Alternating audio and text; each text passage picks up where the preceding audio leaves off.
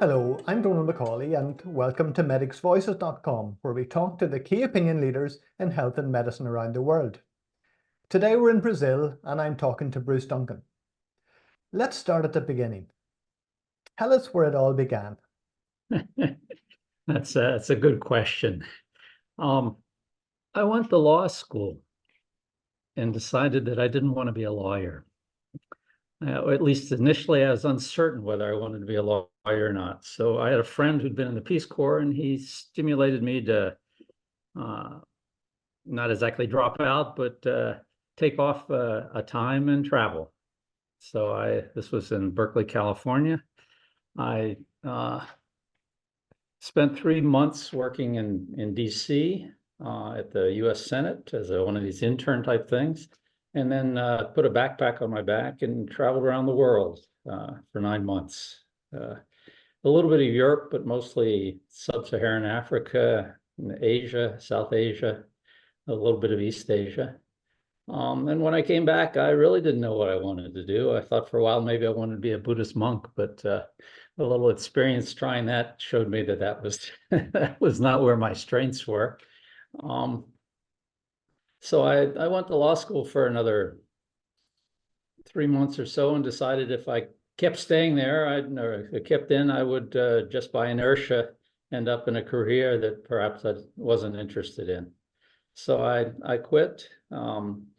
Was really uncertain what I wanted to do, but I'd had a few experiences while traveling that showed me that there was an awful lot that could be done in what was then called the third world, now less developed countries, and that interested me. So I talked to my dad, who was a physician, told him I was interested in public health, and he said, well, if you want to do public health, you probably want to be a physician, because when all is said and done, most of the important positions are held by physicians. So I did all the pre-medical courses, which I hadn't done in college. I was an economics major, and studied real hard and managed to get into Hopkins Medical School, and also ended up doing 4 years of medical school plus public health and MPH in public health there. In that process, met my wife, who's Brazilian, who's doing a fellowship there in diabetes. We decided to get married. The deal was that she was already a university professor here. So the deal was that we would stay in the States while I was doing my residency, and then we'd go to Brazil for an equal period of time and then decide what we wanted to do with our lives. So she stayed. She actually got a doctorate in epidemiology at UNC. I did my residency, and then she wasn't ready to go because she hadn't finished her doctorate. So I was on the faculty for a while at UNC in the epi department. And then we came down to Porto Alegre, Brazil in 1983, which was kind of like dropping off the world. This was pre-internet.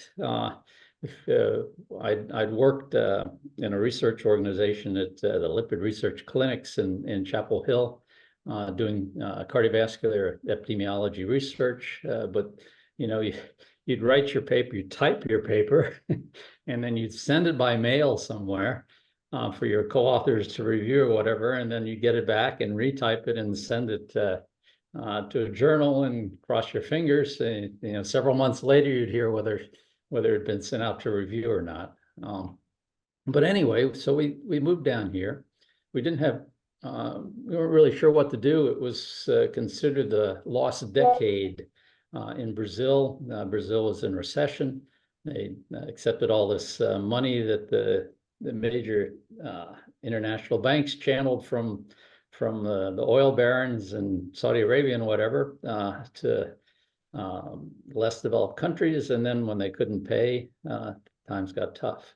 So there was absolutely no money for research. The universities were really in shambles and whatever, but here we weren't sure what to do. So we decided that we would try to follow up on a recent experience, and that recent experience was we were in the States.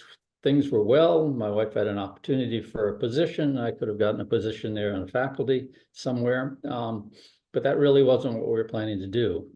We had worked some with the Fletchers of clinical epidemiology fame in Chapel Hill.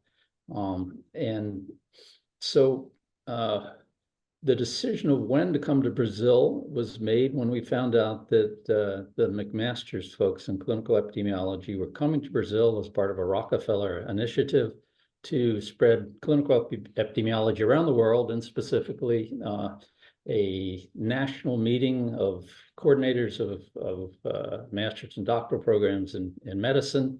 We're coming to Brasilia to learn about clinical epidemiology from Sackett and Haynes and whoever else, Peter Tugwell. So we decided, well, we're going to go to Brazil now. We're going to be monitors in this course. So we came and we were monitors in the course. And when we arrived in Porto Alegre, we decided, well, maybe we ought to teach clinical epidemiology, since that doesn't cost much. You don't need much funds to do that, let's say. And we developed a clinical epidemiology course, which we gave at our university, and there were a few folks from other states that came. They were very interested. They invited us to go to their universities to teach there. And over the next 10 years, more or less, we developed this. Here we are, we're available to teach clinical epidemiology at your university, and traveled around Brazil. It was a wonderful experience. We got to know a lot of places, made some great friends, and taught a lot of clinical epidemiology, mainly at several of the major universities of Brazil. We ended up, when I several years ago, when I tried to count the end of that, it was something like we'd one way or another given clinical epidemiology courses to something like 5,000 master's and doctoral students, many of them at our university, but many other places, and also 5,000 more or less undergrads, mostly at our university over the 20 years or so, 25 years that we did that. So that's kind of how I got here and what we initially started on. There's one other thing that's worth mentioning is before we sort of dropped off the world, although that's, that from my perspective now, that's not what happened, but back then it sure felt like it. Before we did that, what am I going to do when we get to Brazil? My wife has a teaching position. I have nothing. I had worked on a book that Bob Fletcher had put out on ambulatory medicine. It was an internal medicine book. I was trained in internal medicine there in Chapel Hill. So why not do a book? So we got here, we met some people, university professors of one type or another, who thought that was an interesting idea. There's one guy, Aloysio Schucci, he sort of embraced us, put together a team of experts in medicine locally. We had a meeting to discuss the book, and all of them universally said, no, it can't be. It was going to be ambulatory care, internal medicine. And they said, no. Can't be internal medicine. It has to be across the board, primary care. Which I said, okay. My wife was in this with me, but I'm not a pediatrician, I'm not a gynecologist, so how are we going to do this? So it ended up, we did it over a very long period of time, over 7 years it took to get the first edition out. Found a pediatrician who was interested in primary care to come on with my wife and I to be the editors of the book. And we put this book out in 1991, and it became a bestseller among students who were taking sort of their boards to get into residency. There's a residency test in the state. The people who were in charge of it thought primary care was important, so they filled it full of primary care questions, many of which came out of the book. So if you wanted to do well on the test, it'd be good to get the book. And that expanded over time. The book is now in its 5th edition, its 5th and last, I would say, edition. It had its heyday at one point. In the 3rd edition, there were 31,000 copies purchased by the Ministry of Health and distributed around the country. It was high times for a while. I'd go to a meeting and they won't take pictures with me, things like that. I was a mini rock star, although that's long come and gone. And we did that, and we felt, and this is interesting, we felt that it had to be based on evidence. Obviously, working in clinical epidemiology and seeing the evidence-based medicine movement, we quickly embraced that and tried to spread it around Brazil, spread it at our institution.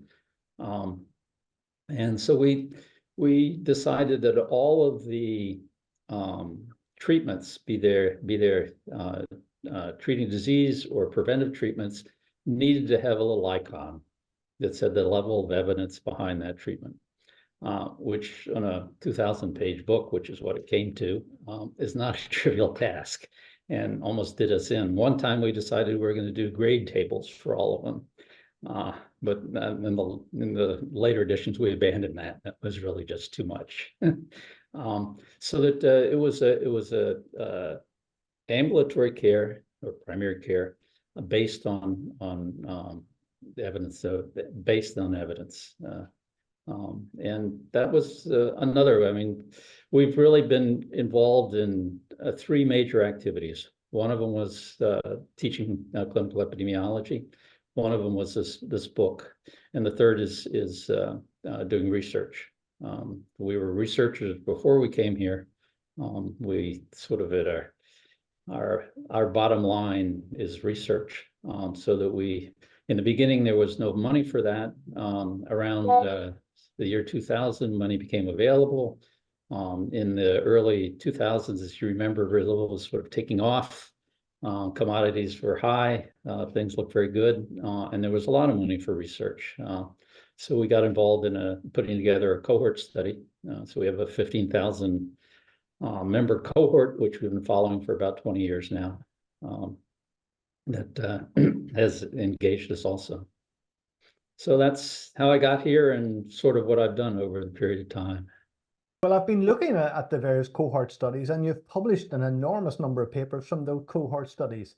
Yeah. A lot of work on diabetes and chronic disease. Tell us a little bit about that. Well, my wife, main interest since she was a resident is diabetes. The bug bit me also.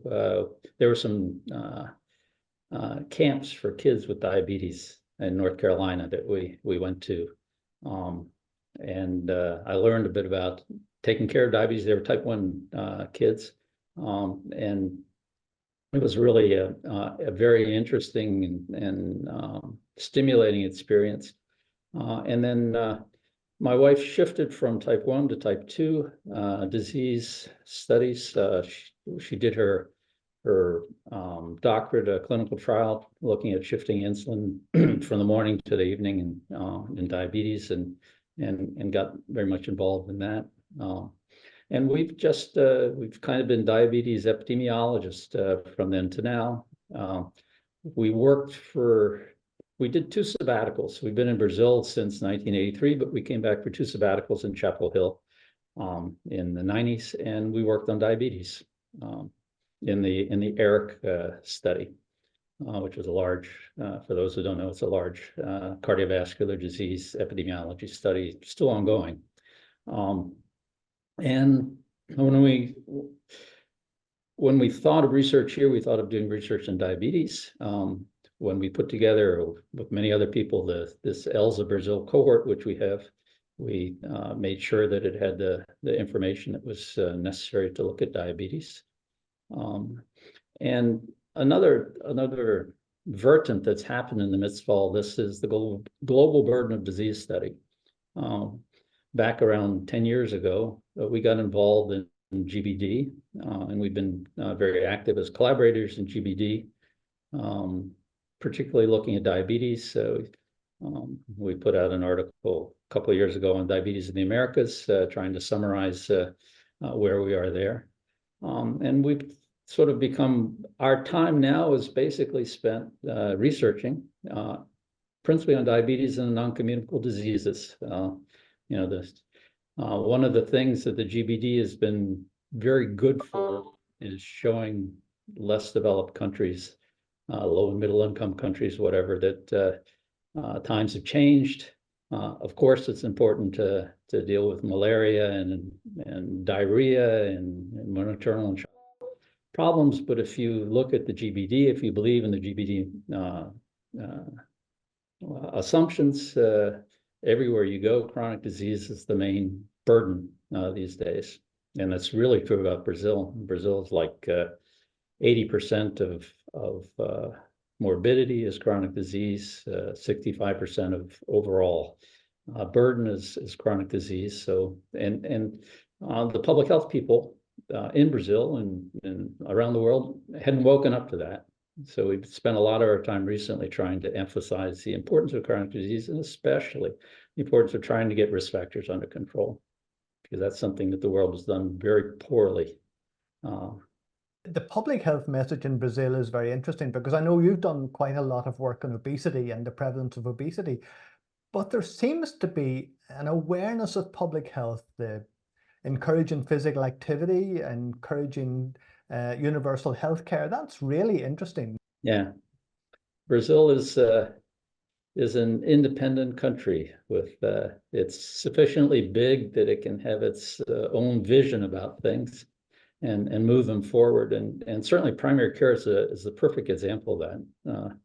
Brazil, where when the world was telling low and middle income countries, you need to privatize your health care, you can't do it all, emphasize basic things and let the market take care of the rest. Brazil decided, no, we need a universal health care system. And shortly thereafter, we need a strong primary care element of it. And it's sort of a fascinating story. And, you know, where did this start? It started in a drought in Ceará, which is one of the northeastern states, and a decision that we needed what became community health workers. We needed lay people to, not we, the people there, needed lay people to deal with the problems caused by the drought. And that worked. And so, well, you know, maybe we need community health workers to deal with non-physician, non-nurse, lay people, minimally trained but well supervised to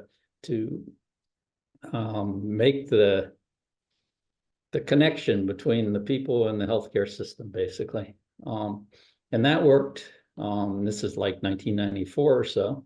And that gradually expanded, became Brazil's PSF, primary healthcare system, where then physicians were added to it. And that expanded dramatically. It went from 0 teams in 1994 to, I don't know, more than 40,000 teams, which are geographically located and in general have a physician, a couple nurses, 6 to 8 community workers that deal with the population of a geographically defined area. It's had its ups and downs, but it has really expanded, and there are tons of studies now that show that it's had its effect. The physical infrastructure also, there was a huge investment in primary healthcare centers. Yeah, no, it's you know, my son is a primary healthcare physician. He currently works at a central level, but for years he worked in Rocinha, which is the huge slum. That's the largest slum in Brazil, on the southern part of Rio de Janeiro, the city of Rio de Janeiro. And he worked at this fancy, recently constructed health post with electronic health records and whatever. So Brazil really invested. Unfortunately, now over the last, you know, things rise and fall, and the conservatives have gotten into power, and things to a certain extent got stuck on that basis. And there are real problems there have always been problems, but there continue to be problems of underfinancing of the national health system in Brazil. But it's there, it's working. It's not perfect, but then where is it perfect? So finally, let me ask you, because I'm so impressed with your work in the clinical epidemiology in creating this textbook that spread wide around Brazil, your research, the infrastructure in primary care and the development of primary care in Brazil. Where is it going for the future? What would you take from Brazil to the rest of the world? I think it's going in the wrong direction, to tell you the truth. I think that the social media folks and the fake news and the alt-right and whatever sort of taking over. And public health is obviously not one of their big issues. So I worry. I think that it's a time where science is increasingly discredited. People are hostilized, in fact. The world's not going in the right direction in many ways. We're in the midst of this huge flood here, with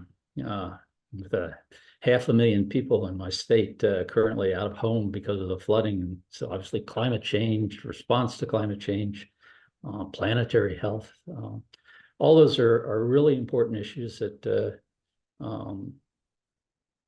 we need to see acceptance and movement on, and frequently what we see is culture wars and people with other secondary interests diverting the population's attention from the real problems which face us now, which are enormous. Hopefully, Brazil will continue its primary care. I think no one questions in Brazil the legitimacy, the importance, the necessity of a strong primary care system.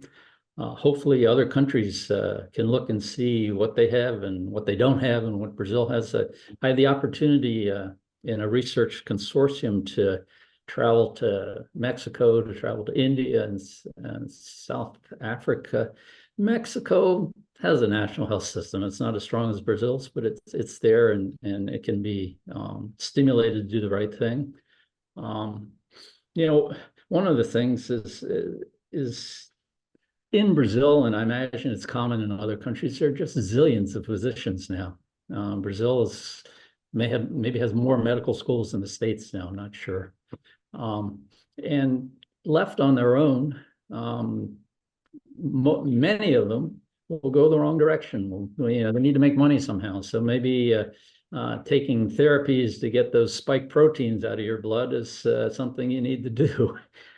So there's a lot of that stuff around. And a national health system, at least for those who are in the national health system, managed to guide evidence-based medicine, which is fundamental. And looking at it was amazing, South Africa, seeing how people with diabetes get their care in South Africa or get their care in India. It's worth crying about. In Brazil, that's not the case. If you need insulin, you can get insulin. If you can't get SGLT2 inhibitors or GLP-1 agonists, but you can get medicines, the basic medicines that you need. And the system provides them it's impressive, for pennies. You can treat hypertension for people for, I don't know, 15 cents a year or $1.50 a year, something ridiculously inexpensive. So it makes a lot of sense to have a national health system. And obviously a lot of what I would like to do is kind of continue to stimulate that, continue to emphasize not just treating disease, but preventing disease, because there's so much that can be done, and it makes so much sense to do that.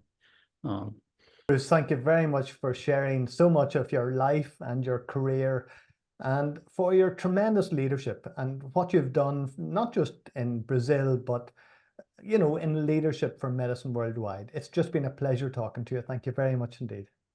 You're quite welcome. Thanks for the invite. Good talking with you.